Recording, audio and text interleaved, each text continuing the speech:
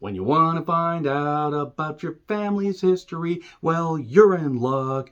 Take this invitation and you're on your way. Well, hey, you're on your way. The Invitation was written and directed by Jessica M. Thompson, who did The Light of the Moon, also written by Blair Butler, who did Hellfest and Polaroid, and this stars Nathalie Emmanuel as Evie, not EVE, not the rapper. Bet you didn't think you were going to get that reference. Nope, not the one before you stroke the kitty, you better break off. Boy, that's a goddamn old reference there. Nope, this is Evie with an I, which I don't know. Maybe the eyes have it, the eyes of Evie Mars. But she is living in New York City, and she has a best friend, which is a good thing because while she lost her dad at age 14, Evie did, she is getting over the loss of her mother, who was sick, but always inspired her and told her she could do great things. You're stronger than you think you are. So she's using that as inspiration to just carry on. She has a great loft New York apartment, because everything in New York is apparently a fucking loft apartment with loud traffic noises. Also, she works at a fancy restaurant serving drinks and hors d'oeuvres to rich people. I think that's how that's said, but nevertheless, she's talking to her coworker afterwards, after all these rich people, they decide to leave, and somebody left a goodie bag. So, yeah, his coworker snagged it and said, "Hey, Evie, let me let you have this. It's from Find Yourself. Just find yourself. Can you save yourself? No, you can't save yourself." It's going to be a lot of song references here, folks.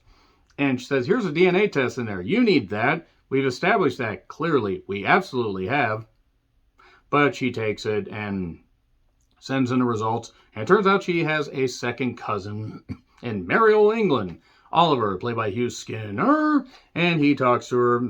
He meets her at a fancy restaurant and offers to take her over to England, his treat, to basically show, hey, your grandmother grew up there, you have a lot of history there, let's find out more about that. You can explore and take the trip that your mother always wanted to take. So he basically tugs at her goddamn heartstrings. It was very uncomfortable that they decided to do that. Why would you pull somebody's heart out and pluck their strings?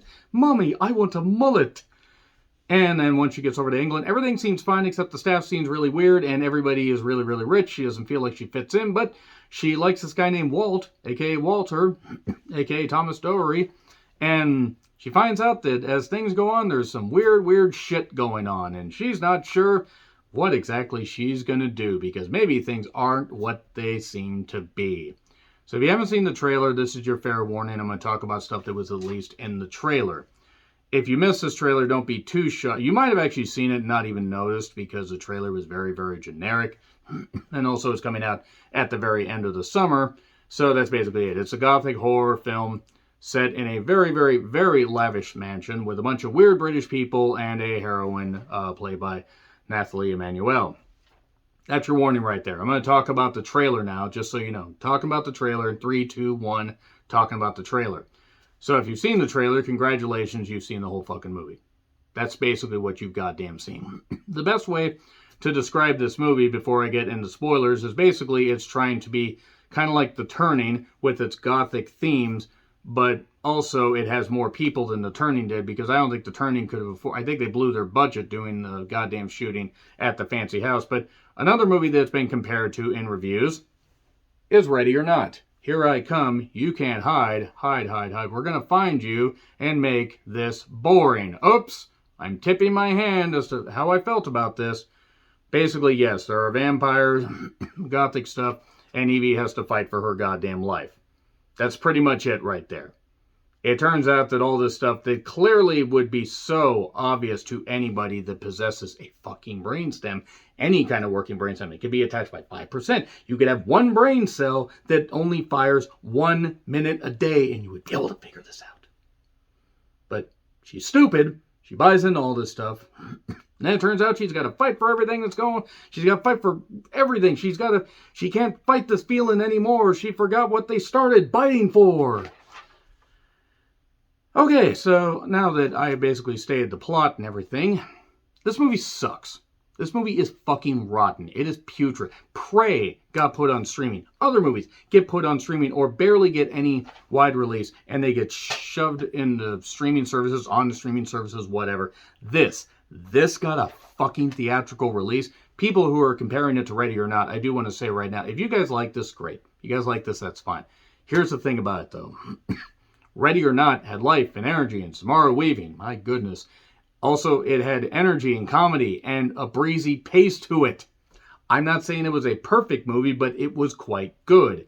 This barely could pass for 2002. It kind of reminded me of another vampire movie that came out in 2002, Queen of the Damned, except that was at least funny. It was terrible, but it was funny. The special effects are terrible.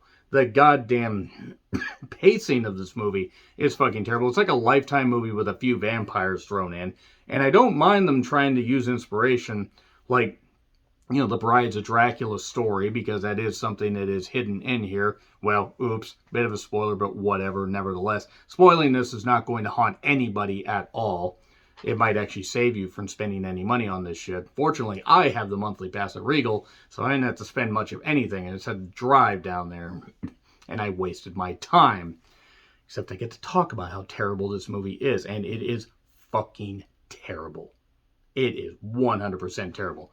And the idea of having a strong heroine lead is not the worst thing in the world. In fact, fucking hell, I just referenced Ready or Not. Other ones, there's a way to do it. And Nathalie Emmanuel does her best. She really fucking does her best.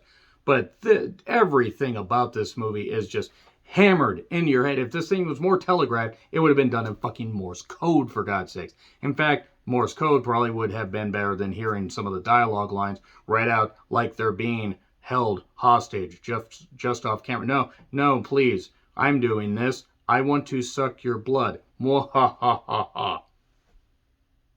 Yeah, everything about this is shit. In fact, 1997 might be more appropriate.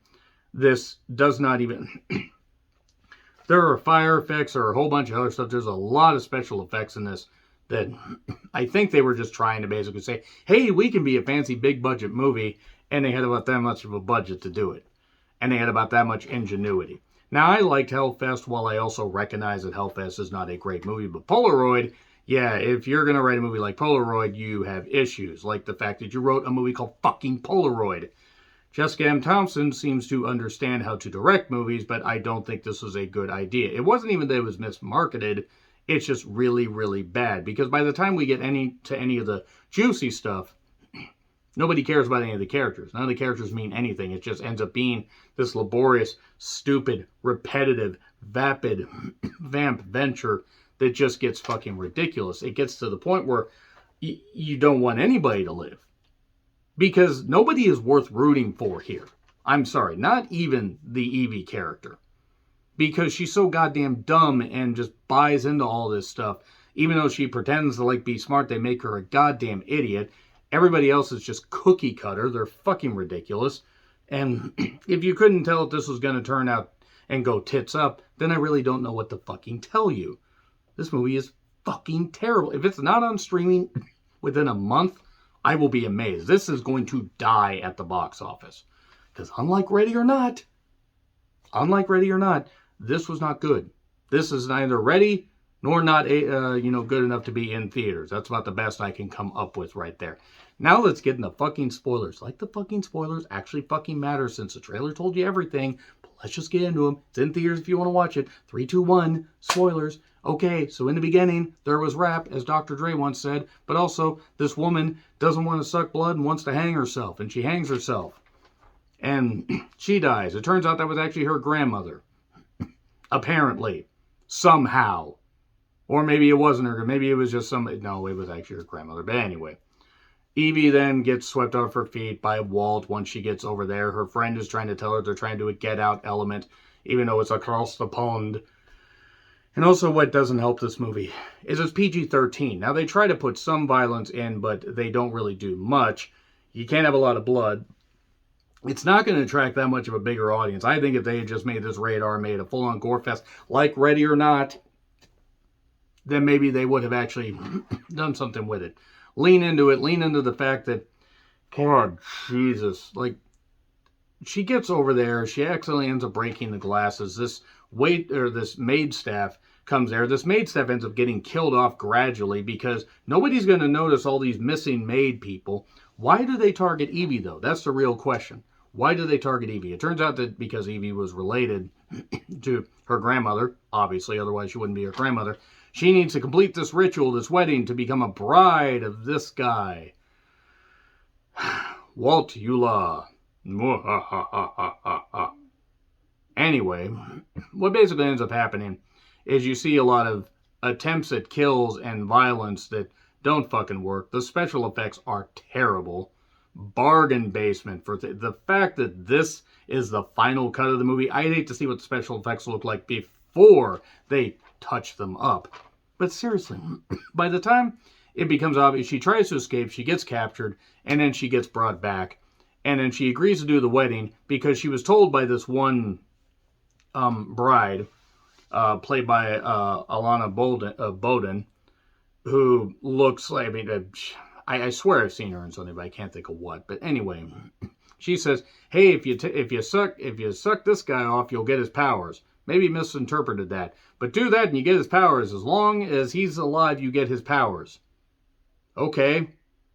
So then what does she do? She has the wedding, sucks a lot of his blood, proceeds to knock some candles over on this altar, cause a fire, everybody's burning. She stakes this Walt guy, her new husband, who doesn't die. He ages, but he doesn't die yet. And she has the powers long enough to kill her cousin, kill others, kick Oliver into a fire, save one maid that apparently is somehow still alive. This old lady that helped her a little bit earlier, this old maid, she's taken out within seconds of being able to rescue her. And then she escapes and leaves.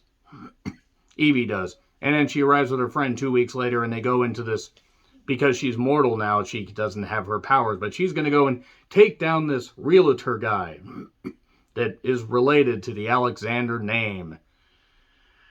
This whole thing is an exercise in bullshit. It doesn't know what it wants to be. If it had leaned into the comedy, it might have been better. It's not horrifying at all. The PG-13 rating fucking kills it. You can do PG-13 horror. This movie doesn't know how to do that. None of the acting is any good. And any of the good elements get fucking wasted. This is one of the worst things I've fucking seen this goddamn year. It might beat Orphan First Kill as the worst movie of the year. We will see, because, yes, I've seen some bargain basement bullshit and some bad movies, but indie horror that has like maybe 100 to 300 grand behind it, yeah, you could forgive that. This had millions behind it. At least 5 to 10 million, but millions nonetheless. This was the fucking result. God. F. It's a fucking F. If Jessica M. Thompson has the talent to be a good filmmaker, give her better material than this. Because this wasn't good. And it's not like not getting it. It's just a bad movie. A really bad movie. Anyway, let me know your thoughts in the comments. Like, share, subscribe. Twitter handle in the description. I'm John Ritlin. I'll see you soon.